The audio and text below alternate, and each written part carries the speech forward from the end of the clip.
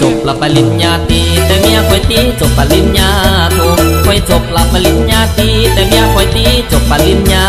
โทเมียคอยเราเป็นนักศึกษาวุฒิปริญญาสาขาโทน้ำพัวเรื่องการฆ่านานคนตาเล่ายา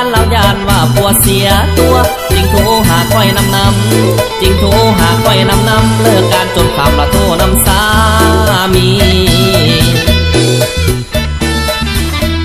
เลิกการหมู่เพื่อนโทวุ่นสวนไปตีบุญเรื่องมันเป็นแบบนี้บางคนจนให้สายยาคู่ภรรยานี่คำอีลีผัวจบละปริญญาตรีเมียจบละปริญญาโทปาดที่โทมาสมกันแค่นาเมียคอยจบโทนำแต่ผัวมาแต่4 โมงกว่ามือถือกับบอจุฬาพอคอยจบปริญญาตรีตีบุญจนเมียโทรหาจะกลับบ้านผิดเวลาแต่ก็โปกาจะคิดนอกใจเมียอายเสือใจเถิดนาพอไปเล่นกีฬาขอจงเสือใจมุติดอายแห่งมักตีย้อนมักแนวนี้ให้วางใจได้ถ้าเจ้าเศร้าโทรนำอายถ้าเจ้าบอดโทรนำลายสิมัดแขนให้ราคาไก่เป็นโต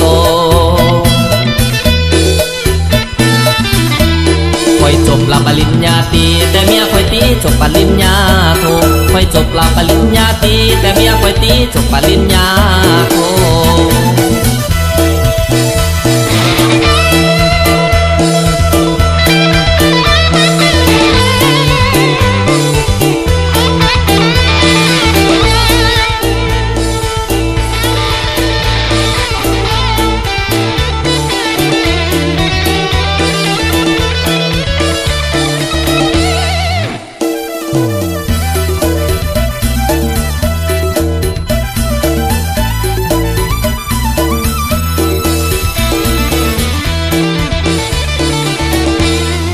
จบละปริญญาตรีแต่เมียคอยตีจบปริญญาโทคอยจบละปริญญาตรีแต่เมียคอยตีจบปริญญา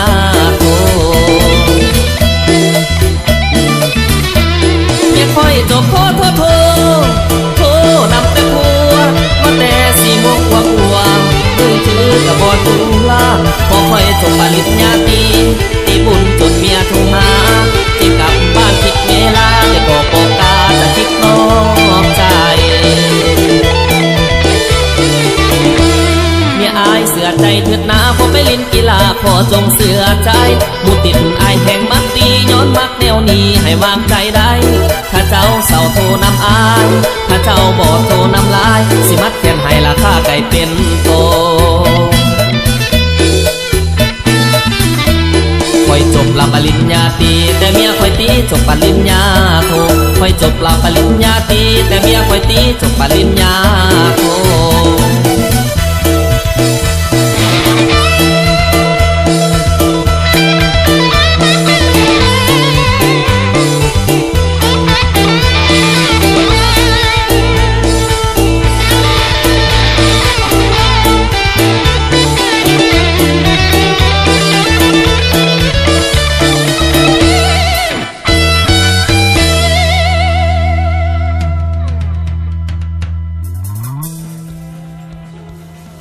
สนับสนุนโดยจอยเครื่องยิงชนะแอร์กีตาร์แอร์ซ่อมเพลงแอร์สำนักงานตั้งยงป้านยินเหนือใต้โทร02099812123